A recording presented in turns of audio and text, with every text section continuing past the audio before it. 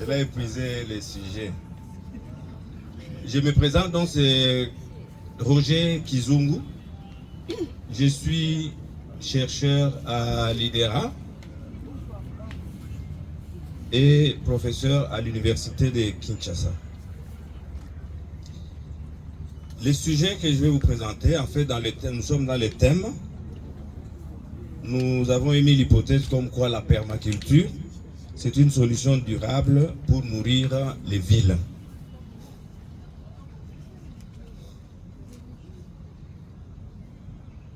D'où nous est venue l'idée de commencer à faire la permaculture. En février 2020, lors des États généraux de l'agriculture, une question a été adressée par le ministère de l'Agriculture aux universités et aux institutions de recherche, dont l'INERA. La question est celle-ci. Quelle superficie minimale accordée à chaque producteur agricole, vous et moi, en agriculture familiale, pour en vivre sans en mourir?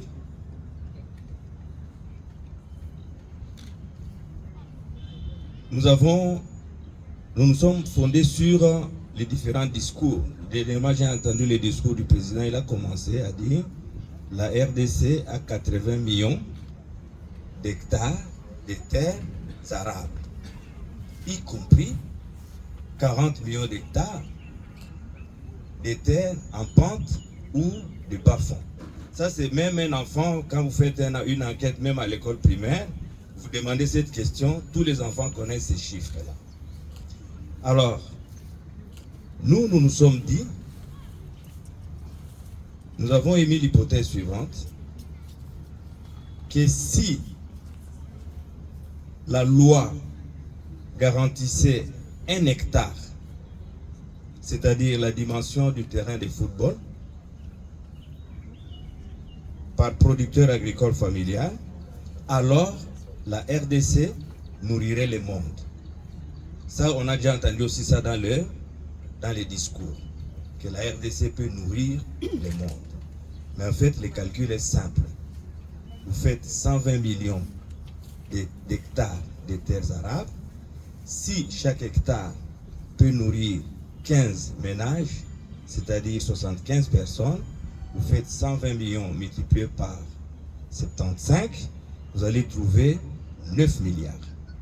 Et 9 milliards, ça dépasse déjà le nombre de personnes actuellement en 2024 au monde. Nous sommes à 8,6 milliards. Donc, si chaque agriculteur a un terrain de la dimension de là où nous sommes, il peut nourrir 15 ménages. C'est facile à dire, il fallait donc le démontrer. C'est ainsi que, depuis 2015, nous travaillons sur cette hypothèse. Comment nourrir efficacement 15 ménages pour générer 6 emplois, dont 2 de $600, 2 de $300 et 2 de $150. Et donc 6 emplois de 42 heures par semaine sur 1 hectare, donc par la permaculture. Nous nous sommes focalisés sur cette idée-là, puisqu'au début, comme tout le monde, moi aussi, j'étais adepte de l'agriculture moderne. L'entrepreneuriat, comme on nous enseigne, les gens qui nous enseignent l'entrepreneuriat, qui nous disent que nous allons gagner des millions, mais eux-mêmes n'ont pas ces millions. Alors ça m'a posé problème. Nous avions commencé au plateau de Batéké avec 20 hectares, puisqu'à l'époque, l'association des ingénieurs avait proposé au ministère qu'il fallait donner à chaque producteur 20 hectares pour s'en sortir. Nous avions 20 hectares, mais nous avons ramé pendant 3 ans. Je pense que le professeur Kalonji se rappelle encore quand il est venu nous visiter à Menkao et Madame Claire, nous avons ramé 2010, 2011, 2012, 2013. Mon épouse m'a dit, cher ami, quand est-ce que nous allons commencer à faire le bénéfice? Moi, je dis doucement. Avec l'entrepreneuriat, il faut prendre du temps. En fait, l'agriculture moderne, telle que nous l'enseignons, même aujourd'hui, cette agriculture moderne cause des pertes de biodiversité. Imaginez un champ de maïs. La saison prochaine, vous faites encore les champs de maïs, c'est-à-dire que vous êtes en train de former petit à petit un désert. Ça, c'est très clair. Il y a la perte de matière organique du sol à chaque saison. Il y a la consommation de beaucoup d'eau par l'irrigation.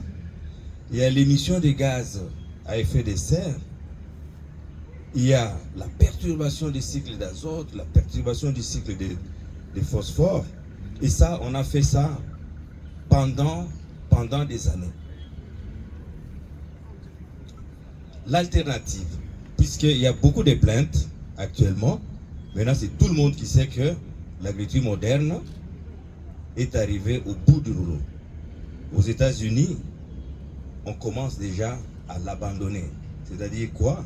On fait de démembrement des grands champs pour distribuer aux petits producteurs. C'est-à-dire aujourd'hui, si vous regardez les statistiques sur Internet du ministère de l'Agriculture des États-Unis, vous allez voir que plus de 50% des fermes aux États-Unis ont moins de 2 hectares.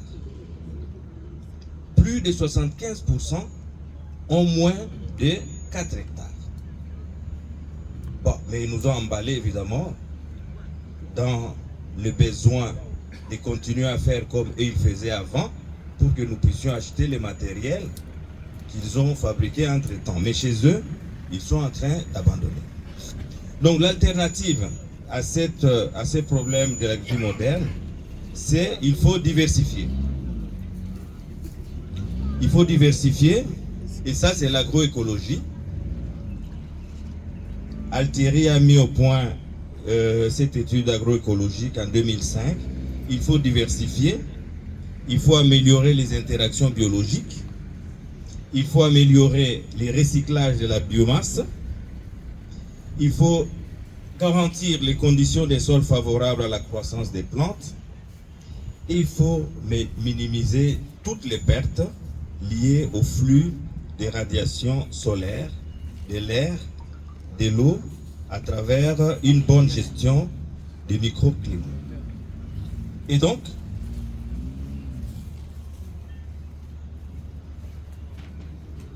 en 1910, il y a quelqu'un qui avait créé ce qu'on appelle la permaculture.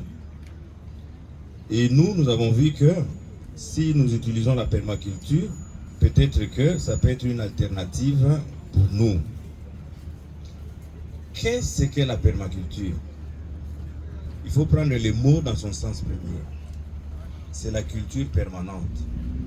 La culture permanente, par opposition de la culture annuelle ou saisonnière. Puisque nous ne mangeons pas par saison, nous ne mangeons pas annuellement, mais nous mangeons chaque jour. Donc il faut produire chaque jour.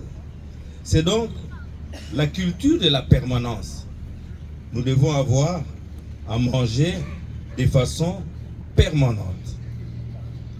Et donc, c'est une pratique qui s'est inspirée de la théorie agroécologique telle qu'elle est mise en place par Altieri en 2005.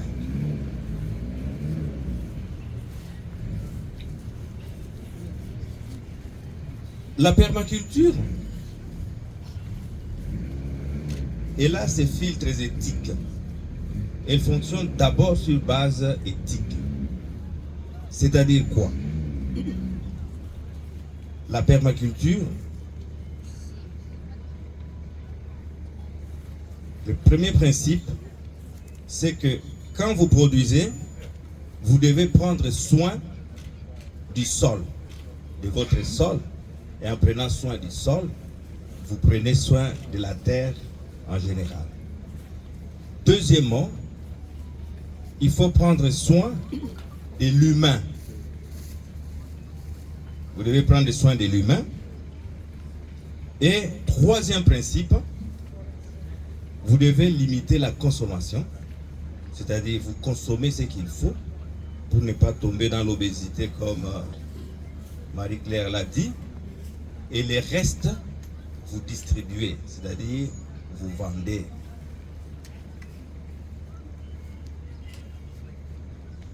Les filtres de l'éthique permaculturelle, ça s'énonce aussi, si on compare par rapport au productivisme de l'agriculture moderne,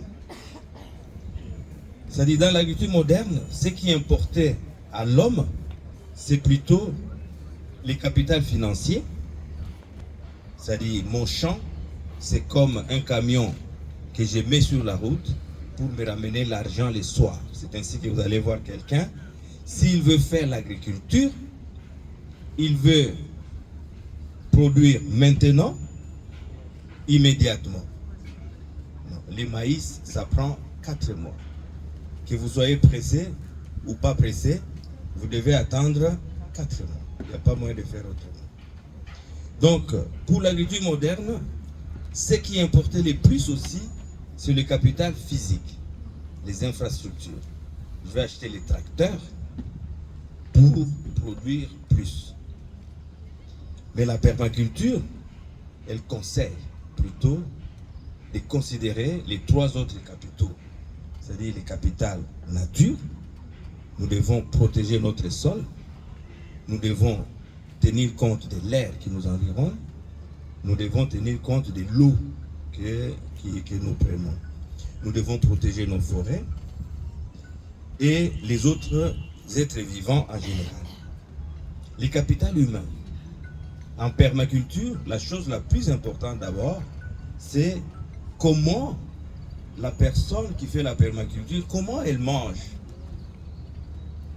D'abord, lui, et non pas produire pour aller vendre tout et dormir affamé. Non, c'est le capital humain d'abord. Si on a un ouvrier, on doit s'assurer que cet ouvrier mange, sa seule punition, c'est de manger 3 fois par jour. Il doit, c'est-à-dire qu'il ne peut pas échapper. Donc, le capital humain et aussi tenir compte du temps. Les champs, faire les champs, ce n'est pas souffrir. On nous a montré que faire les champs, il faut aller sous le soleil. Non. Quand on fait la permaculture, d'après les normes du ministère du développement rural, on ne doit pas travailler sous le soleil. Quand le soleil est au zénith à partir de 11 heures, on doit arrêter le travail au champ. Et là, le travail du champ devient agréable. Puisque vous travaillez de 6 heures à 9 heures, vous faites 3 heures, vous prenez une pause tisane ou une pause café, vraiment de façon relaxe. À 9h30, vous reprenez. Dès qu'il est 11h30, stop. Sauf s'il n'y a pas de soleil, évidemment. Et vous recommencez encore vers 16h pour clôturer la journée. Et vous avez fait vos 7 heures par jour. Et vous êtes dans les normes. Donc, faire les champs ne signifie pas aller souffrir. Faire les champs, c'est en fait une activité qui est plutôt une activité très bénéfique pour les corps.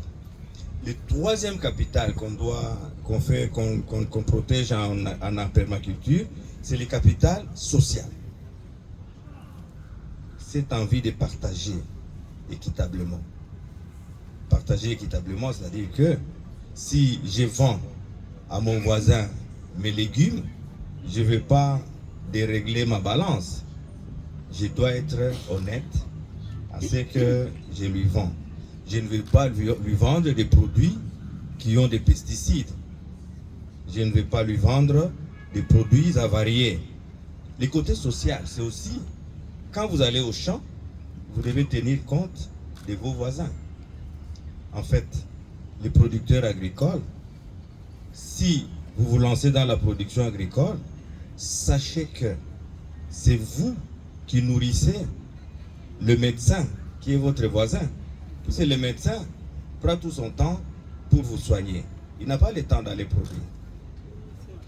C'est vous qui soignez même. J'ai vu mon épouse, quand elle vend ses légumes, il y a même la maman qui vend les charbons devant notre maison qui demande Maman Solange, ce que vous auriez langa légumes. Donc la part du marché de celui qui fait la permaculture, c'est vraiment les proches d'abord.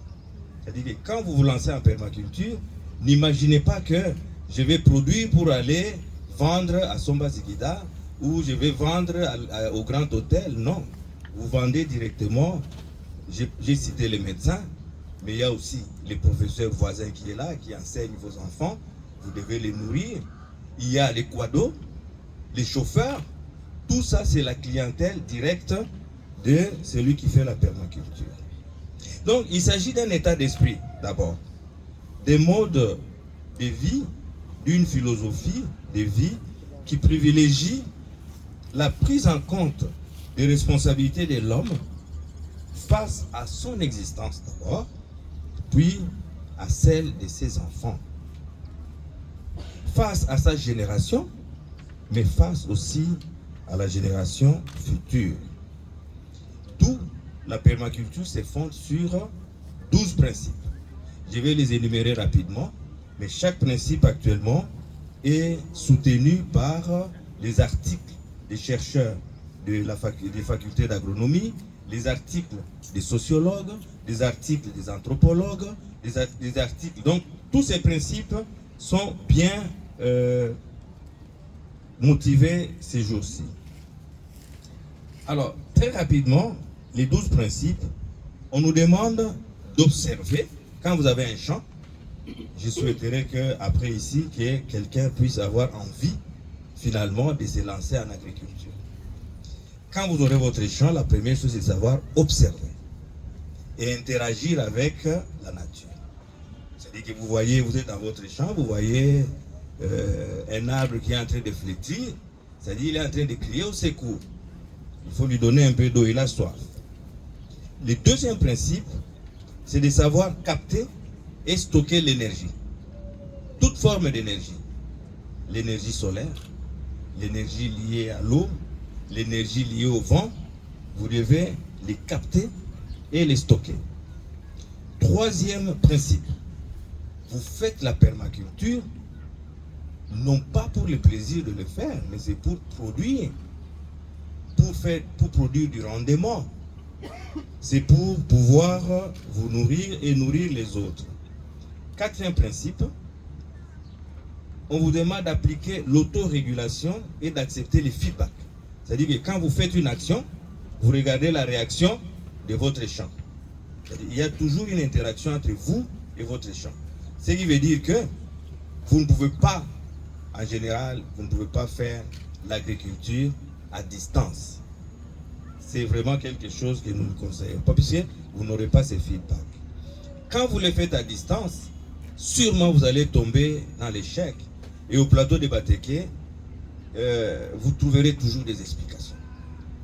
Chef, en tout cas, toujours échec. Tout le monde dit que il y a un changement climatique. Donc, celui à qui vous donnez la responsabilité n'a jamais de faute.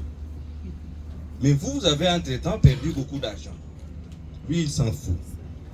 Donc, cinquième principe, utiliser et valoriser les ressources et services renouvelables.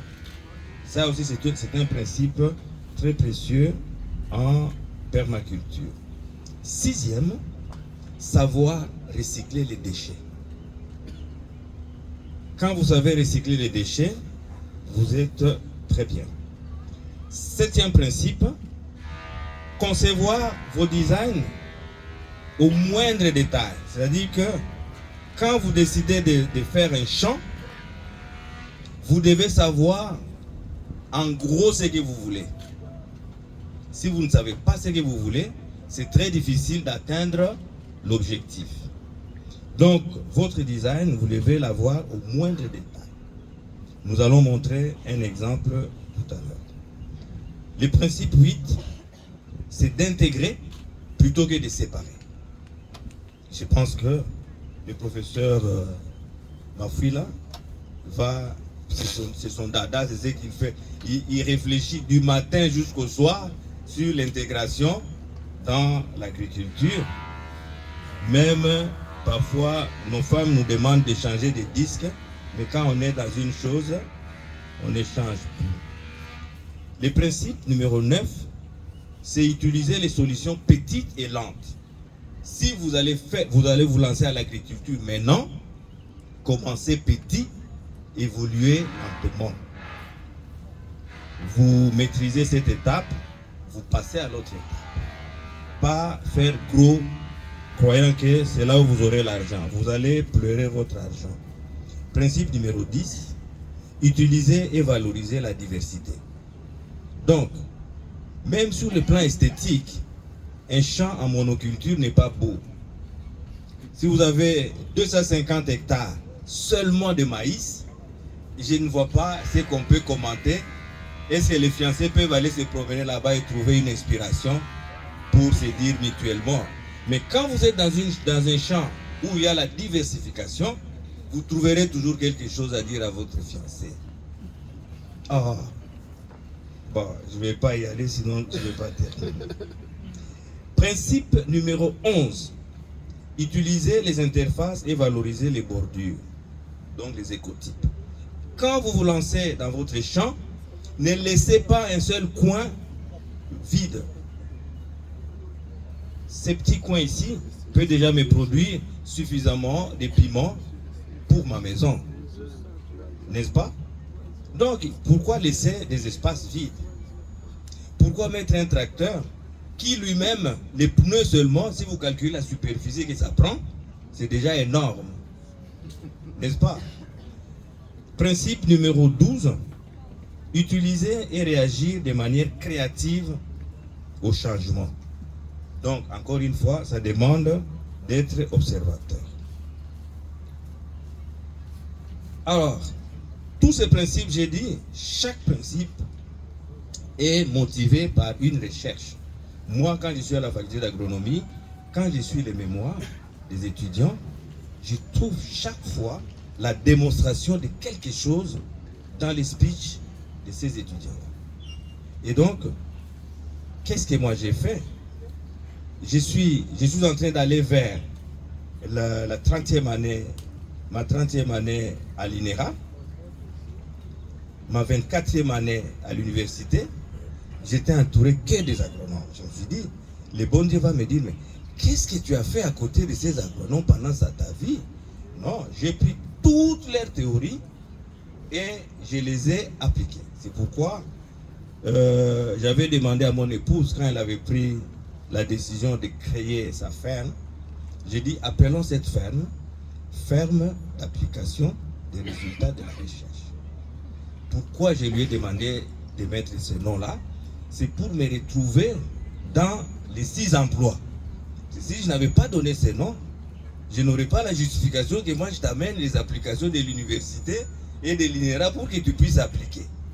Du coup, je me suis rassuré que, partant vers la retraite, j'ai visé cet emploi-là de $600, n'est-ce pas, qui était en vue, et heureusement qu'elle a accepté. Voilà comment elle s'est organisée pour arranger sa permaculture. Elle a défini, enfin, moi j'ai fait la synthèse de ce qu'elle a fait. Elle a défini 3 stratégies. La première stratégie, c'est pour augmenter la production sur les petites surfaces. Et toutes ces notions sont connues par tout étudiant qui fait l'agronomie. Dès qu'il termine la 3e année, il a toutes ces notions en tête, même sans aller dans la spécialisation. Les stratégies pour accroître la production par unité de surface. Qu'est-ce qu'ils font? Ils effectuent des cultures en grande densité. C'est-à-dire, plutôt que de faire le maïs en simple densité, où vous avez 53 000 plantes par hectare, faites double densité, puisque vous nourrissez les sols. Donc, vous faites double densité, vous avez 120 000 plantes et vous avez doublé la production. effectuer des cultures en association ou la polyculture. Ça, c'est très clair. Si vous allez dans la ferme phare, vous allez trouver une plate-bande à jusqu'à 6 espèces. Jusqu'à 6 espèces. Donc, dans chaque plate-bande. Et prêter une grande attention aux cultures. C'est-à-dire, pour augmenter la production, vous devez être au champ. Mon directeur général, parfois exige que je sois à l'INERA chaque jour, je dis directeur général. Si je suis chaque jour à l'INERA, mon laboratoire que j'ai mis au point pour répondre à la question du ministère de l'Agriculture, je n'aurai pas de résultats. En fait, je dois être là pour observer chaque jour ce qui se passe. Si vous n'observez pas, vous n'avez pas de production. Grande attention aux cultures. Les cultures nous parlent. Je ne sais pas si vous avez déjà fait attention.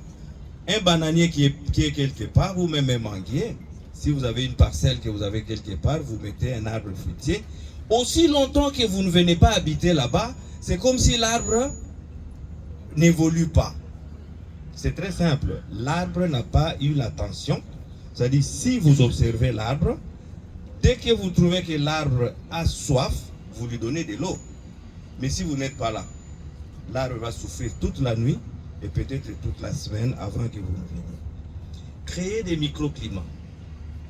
Créer des buts de culture et utiliser les paillages. Ça, c'est vraiment très utilisé. Et puis, il y a des stratégies pour maximiser la production par an. Produire en toute saison. Organiser les rotations des cultures. Organiser les relais des cultures. Je peux donner un exemple simple. Vous êtes en train de planter les aubergines. Les aubergines vont occuper votre sol pendant 3 mois. Qu'est-ce que c'est bête que d'attendre 3 mois pour récolter les aubergines? Alors, qu'est-ce qu'on fait en permaculture? Vous plantez les aubergines, vous plantez aussi les bitekoutekou. Les bitekoutekou ne sont pas conflictuels avec les aubergines. Ils vont rester ensemble. Pourquoi? Puisque les bitekoutekou vont dire à l'aubergine, écoutez, moi je suis ici, je garde les sols frais, puisque j'empêche le soleil de frapper, vous n'aurez pas beaucoup soif. L'aubergine dit, ah oui, restez là, comme ça je suis très content, je n'ai pas soif à tout moment. Donc, aussi, les bitekoutekou disent aux propriétaires du champ, je suis là, je ne suis pas inutile. Le fait que je suis ici, vous arrosez moins, et donc vous perdez moins d'argent. Voilà pourquoi nous mettons souvent les bitekoutekou. Les bitekoutekou fait seulement 1 mois. Le 2e mois, vous mettez l'oseille. Puisque les agronomes nous ont dit, si vous mettez encore les bitekoutekou, il y a risque que les insectes puissent attaquer vos bitekoutekou. Vous mettez l'oseille. Vous embrouillez les insectes. Vous les embrouillez et qui sont habitués à l'odeur des bitekoutekou. Maintenant, c'est les ngaï. Ils viennent, ils essaient de goûter, ce n'est pas bon, ils partent. Alors, après le 3e mois, vous mettez, quand les feuilles commencent à se déployer, il n'y a plus assez de lumière, vous mettez les ndembi, la ciboulette. La ciboulette supporte l'ombre et du coup, la ciboulette donne aussi un peu d'odeur et cette odeur chasse les insectes qui viendraient attaquer vos aubergines. Voilà pourquoi nous nous retrouvons dans notre champ. Un jour, il y a des jeunes qui passaient à côté qui disent nandimi siko baloba ba prof bazaba tu ba loge les noms nandimi comment na bilanga prof banyama babanga ga okota. Puis chez nous, nous n'utilisons pas les pesticides. Nous utilisons seulement les principes. Bon, je dirais, comment j'ai eu comme un grand ami le professeur Carlos, je n'ai pas utilisé ce qu'il me dit chaque jour. C'est ce qu'il raconte du matin au soir. Moi, je capte, j'applique. Oh, na monique Isaiah solo. Baza, tu as quoi? Bon, je les ai interpellés, j'ai dit, boya. Ils sont venus, oh non, viens, n'endenga ma bête, hein? Non, tout ça, tu as science. C'est frais. Mettez-vous, je leur ai expliqué. Puis après, ils ont appliqué. Après, ils n'utilisent plus les pesticides. Tu as loge. La côte civile, on a loge. Elle dit, oh, viens, tu dis, c'est quoi, bien. Ok? Ça, c'était des stratégies, des techniques purement agronomiques. Mais il y a la deuxième série de stratégies. Ce sont des stratégies économiques.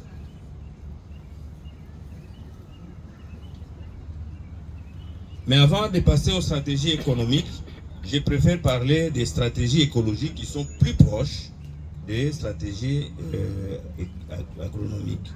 Évidemment, ça c'est ce que nous avons dit, ce sont les théories donc de l'agroécologie, la diversification, la mise en œuvre progressive du dispositif, la gestion efficace des énergies, la création de la biodiversité.